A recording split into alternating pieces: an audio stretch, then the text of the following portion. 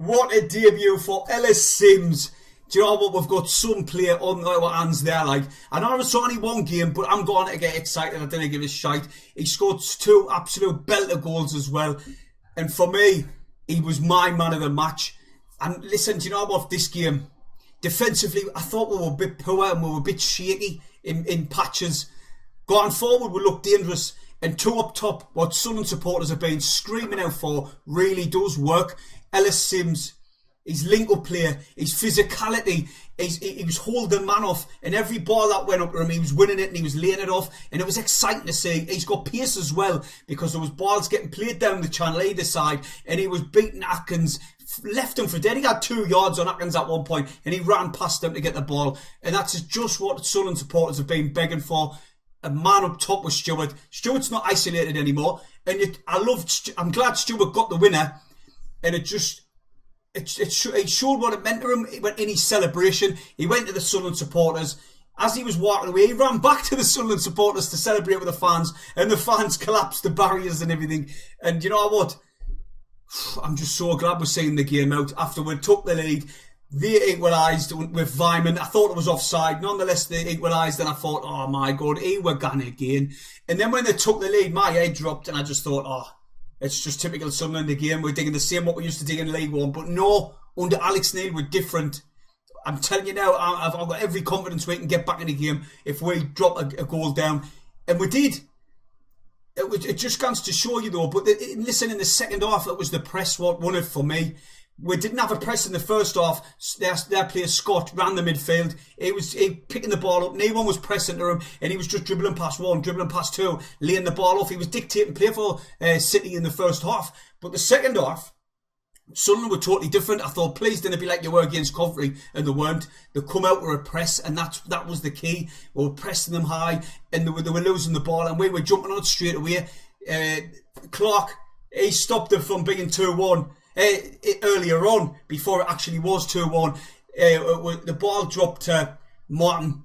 He picked the ball up and he played it inside the box, and he sort of shot, but it did take a little deflection. Patterson couldn't get anywhere near it. Clark sprinting back, clears it off the line. I thought, class, well done, lad. The only criticism I've got of Clark, even though I thought he had a really good game, so I didn't really want to mention this, is instead of him dribbling, I'd like to see him lift the ball into the box. That's the only thing I would like to see him do. But listen, he played well for me. He did. He really did.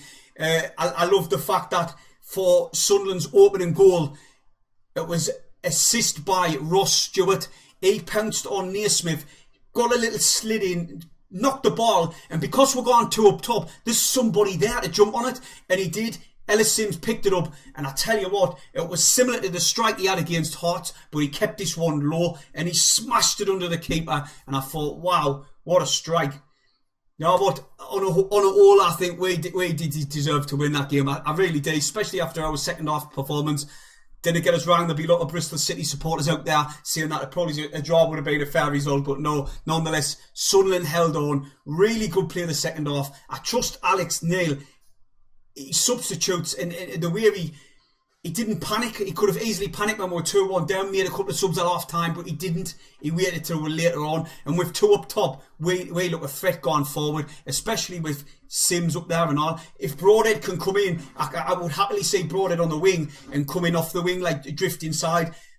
That's what I would love to see. Obviously, you all know we're missing a physical big centre mid. As in the first half, we had no midfield whatsoever. We were dropping deep far too much for my liking, and that physicality in the middle of the pitch is exactly what we need. If we can get a physical midfielder in, and obviously another, maybe a couple of full-backs, I'll be out of the moon with that. I'll be absolutely out of the moon. The boys are up to second. There's no complaints from me. There can be no complaints from anyone. Unbeaten, I think 18 now under Alex Neil. Might even be 19. I'm not 100% sure.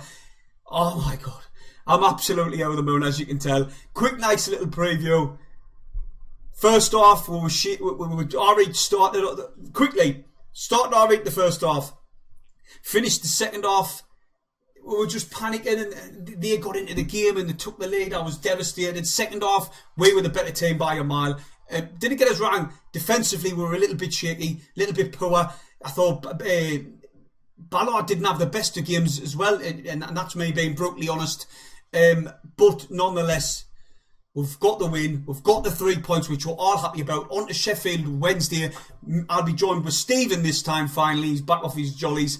And we'll be doing a match live stream. Maybe even do a preview after the game. So come back on the channel. See you in a bit, everyone.